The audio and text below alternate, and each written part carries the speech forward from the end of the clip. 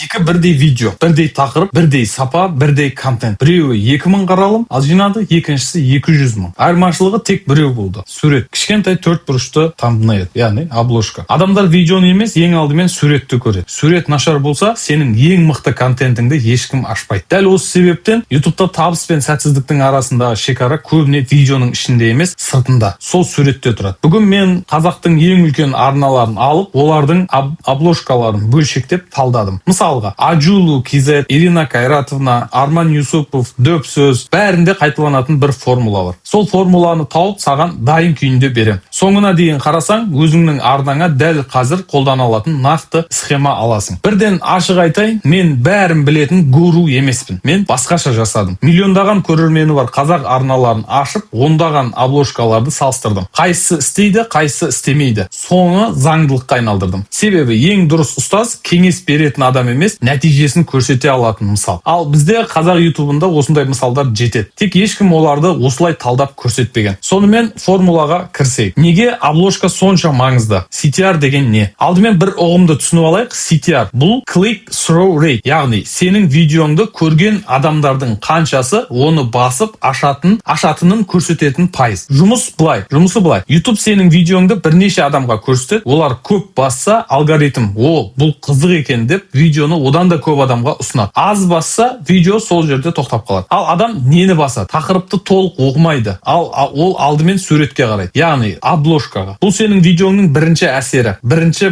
1 секунды. Сол 1 секундта адамды қызықтыра алмасаң, қалғанының бәрі бекер. Сондықтан мынаны жадыңда мықтап ұста. Жақсы контент плюс нашар обложка тең өлген видео. Ал біз дәл осы суретті дұрыс жасауды үйренеміз. 7 принцип формулаларын көрсетемін, солардың барлығын есте сақтап ал. Барлық мықты обложкада қайталанатын 7 заңдылықты тауып алдым. Біртіндеп көрейік. Біріншісі, принцип 1 секунд тесті. Адамдар обложканы үлкен экраннан асықпай қарамайды. Олар телефоннан лентаны айналдырып жатып, кішкене суретті жарты секунд көреді. Тест мынадай. Обложкаңды жаса да, оны кішірейтіп 1 секундқа қарап ал. Не туралы екенін бірден түсіндің бе? Түсінсең жақсы. Түсінбей көзіңді тигізіп оқуың керек болса, қайта жаса. Қазақ арналарының күшті жері осында. Олардың суреттері қарапайым әрі айқын. Алыстан бірден оқылады. Екінші принцип эмоциясы бар бет. Адам миы басқа адамның бетіне, әсіресе айқын эмоцияға автоматты түрде назар аударады. Бұл биология. Сол себептен әлемдегі ең үлкен арналар обложкаға бетін эмоциямен қоса салады. Таңғалу, қуаныш,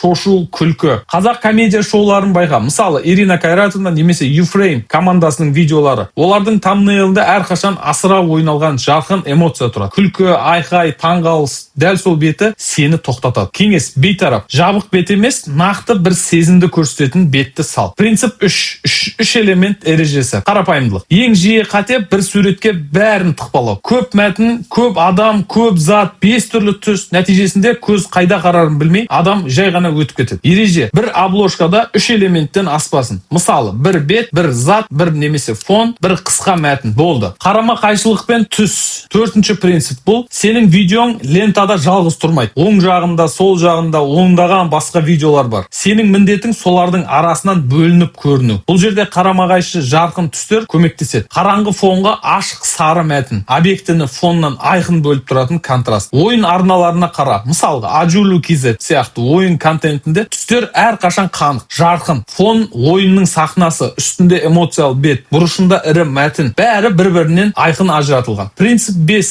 Қызығушылық алшақтығы. Ең күшті трюк. Міне ең маңызды бөлік обложка сұрақ туғызуы керек. Жауап беріп қоймау керек. Егер сурет видеоның бүкіл мазмұнын ашып қойса, адам басудың қажеті жоқ деп ойлайды. Ал сурет бір нәрсені жасырып, мынау немене дегізсе, адам ашпай тұра алмайды. Бұл психологияда curiosity gap, яғни қызығушылық алшақтығы деп аталады. Подкаст арналарын байқа. Мысалға, Арман Юсупов, дөп сөз, немесе ой детокс сияқты. Олар көбіне қонақтың бетін салады да, үстіне бір қызықтыратын, тіпті бір даулы фраза жазып қояды. Толық жауапты бермейді, тек ілмек тастайды. Сен ашуға мәжбүрсің. Маңызды ескерту, обложка мен тақырып бір-бірін қайталамауы керек. Олар бір-бірін толықтыру керек. Сурет, эмоция мен ілмек, тақырып, нақтылық. Екеуі қосылып бір тұтас хабар берсін. Принцип 6.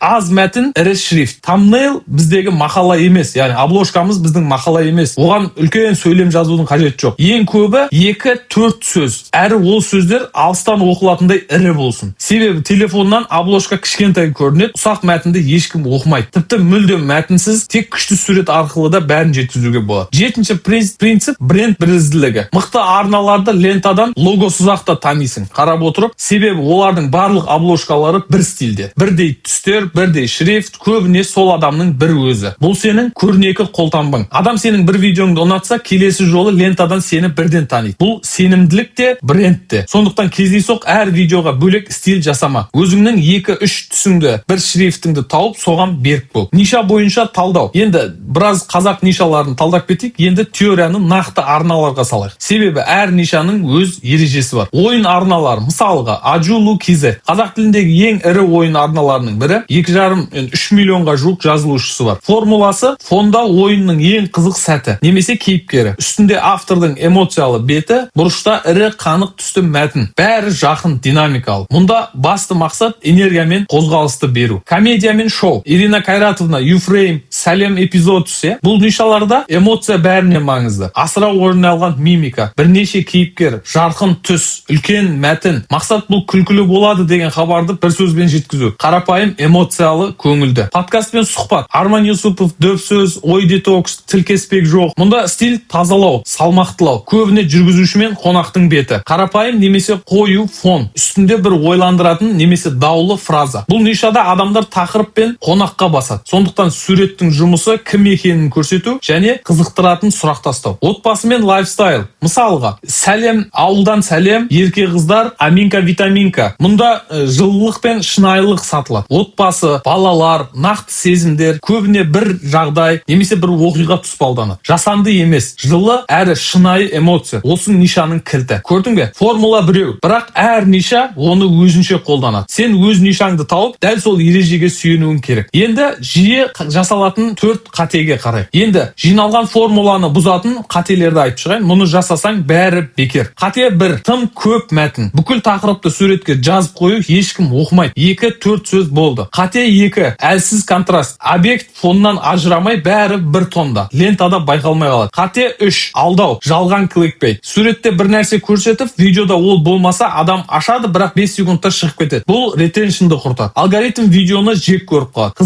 Қызықтыр, бірақ алдама. Қате 4, бірізділіктің болмауы. Әр видеоға басқа әр түрлі стиль. Нәтижесінде арнаңның бет-бейнесі қалыптаспайды. Қалай жасау керек? Практика плюс құралдар. Жақсы, енді не істеу керек? Біріншіден құрал. Профессионал болуың шарт емес. Canva мұның бәрін тегін оп-оңай жасайды. Қаласаң Photoshop немесе телефондағы қосымшалар да жарайды. Қазірде жасанды интеллект те жарайды. Екіншіден өлшем. Thumbnail обложканың өлшемі 1280 көбейту 720 пиксель. Яғни пропорциясы 16:9. Әрқашан осыны ұста. Үшіншіден ең пайдалы құрал YouTube'тың өзіндегі Test and Compare, яғни A және B функциясы. Бұл бір видеода 3 түрлі обложка қойып, YouTube'тың өзіне қайсысы көп басылатынын тексертіп қоюға мүмкіндік береді. Бұл бұрынғыдай болжам емес, нақты деректер. Міндетті түрде бұны қолдан. Қадамдар тізбегі қарапайым. Бетіңді эмоциямен суретке түсір, фоныңды таңда, 2-3 сөзден аспайтын ірі мәтін қос, 1 секунд тестінен өткіз. 2-3 нұсқа жасап, жаңа A және B тестінен Compare арқылы сынап көр. Болды. Дәл осылай ірі арналар жұмыс істейді. Енді қорытындылай. Мықты обложканың формуласы 1 секундта оқылатын болуы, эмоциялы бет, 3 элементтен аспайтын қарапайымдылық, жарқын контраст, қызығушылық алшақтығы, аз әрі ірі мәтін және бренд бірізділігі. Бұл сенің ойдан шығарған дүниең емес. Бұл қазақтың ең үлкен арналары күнде қолданып жүрген заңдылық. Енді ол сенде бар. Дәл қазір істейтін бір тапсырма берейін. Өзіңнің соңғы видеоңның обложкасын аш та, осы 7 принципке салып тексер. Қанша принципті орындап тұр? Орындамағанын түзет. Егер бұл видео пайдалы болса, лайк бас. Бұл арнаны алгоритмге мынау керек екен деп түсінуге көмектеседі. Ал YouTube'та өсу туралы осындай нақты талдауларды жіберіп алғың келмесе, арнамызға жазылып ал. Келесі видеода кездескенше, Мәке блог YouTube'та дамудың жолын көрсететін арна.